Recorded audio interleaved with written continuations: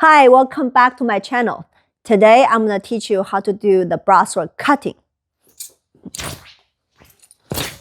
You can see, cutting is to cut something. And from the word, you can see. And of course, when you're cutting something, you want to use an edge. You have a cutting point. Big difference between cutting to sliding is a hand shape different.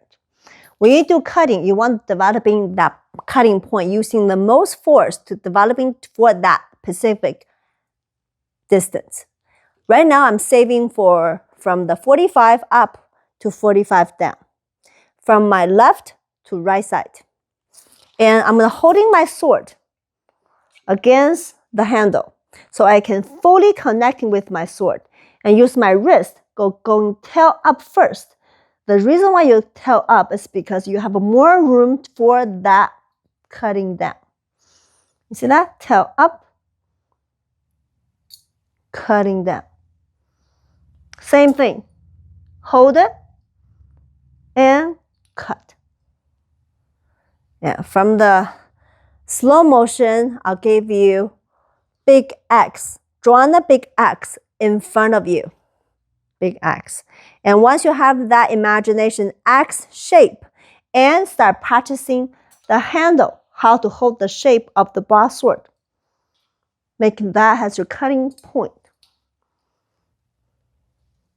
Put your hands on your waist, supporting the waist, make sure that's straight line. And 1, 2, slow-mo. Now, how to use the entire body for the last cutting. You're not only using your arm to cut. You use every part of the body motion for the last dangerous and powerful cutting. So, same as last time, I tell you to hold your breath, put your qi to dantian, and use the last cutting. Raising the elbow first. Second one is the most important. You have to raise your elbow to the direction you're going to let the sword release. And cutting down. Slow-mo, cutting down, raising elbow, cutting down. Make a big X in front of you. That will be your cutting point. For movie fighting designing, for the choreography for the fighting is to make sure that the subject or something you want to cutting, and then people slide, cutting for that motion. And you want to show the strength. You cannot do, see that? To stabilize. Use the whole entire body like a tiger going down to the mountain. You really want to show how powerful your arm is. So use your left hands, open up, use your waist. Raising up your elbow, waist. See, everything is all using your waist. I always tell people the wrist is this big, arms this big. Our waist is the most powerful and stronger place in our body. So use your waist to developing the power for the ending cut. One more time. Hands open. Try to developing the nice form. Guiding forward, that's where you're going to be. Cutting 1, opening up your elbow, cutting down 2, back to center. 1, 2, 1, 2, exhale, 1, 2, exhale, 2, 1, and go. And cut. And relax. From this direction, watching my angle. Pushing forward, against your back, ready for cutting. 1, 2, 1, 45, down. 2, raising up, 45, cutting down. 1, back to your back. 2, cutting down.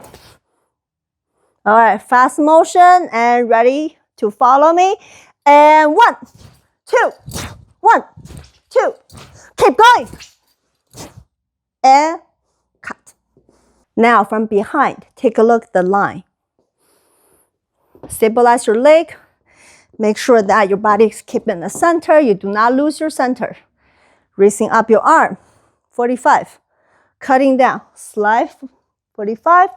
Raising elbow, use your waist. dropping, back to center. 1, 2, back to center. 1, 2, back to center. Loose your wrist. Make sure the sword is actually against your back. 1, shoulder, 2, 1, 2. When you see me doing cutting, I'm not cutting my own arm because when I'm raising up against my back, okay? When I'm going cutting, I'm going on top of my other shoulder. You see that? I will never get a chance to cutting myself. And the second I finish cutting second, you see, guiding forward. Find your center move. You can do over and over hundreds times, and please, using your waist, try to feel that energy. You can use this for cutting. You can also walk into it. Going back. Whatever you want to do. Developing that travel is make sure that everything alive. And when you try to choreograph your own form or for fight scenes, you have to fight with others. You have to practice the footwork, forward, backwards. So developing the cutting skill first, then moving on, walking towards to it. Have that imagination target and cutting. Make sure the line is straight and adding some strength. 1 and 2. Pa, pa, ta, ta, ta, ta.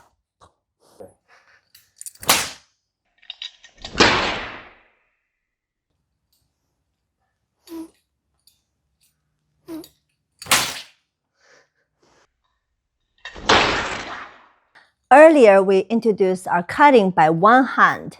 And of course, you can use two hands as well. Just hold it. Much more powerful.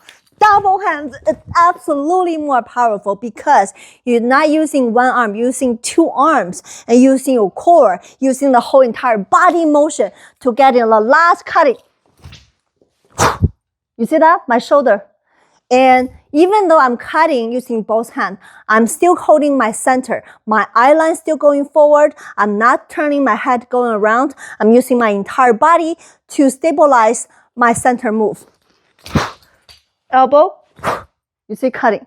Because this is not the only motion we are going to do. There's so many more after and before.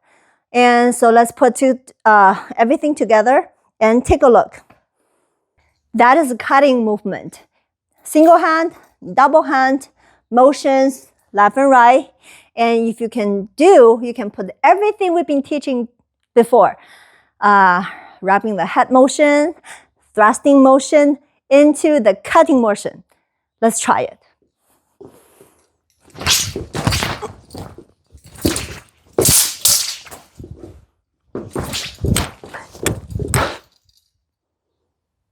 Thanks for watching my video today. And next one, we're gonna do our broadsword cloud push.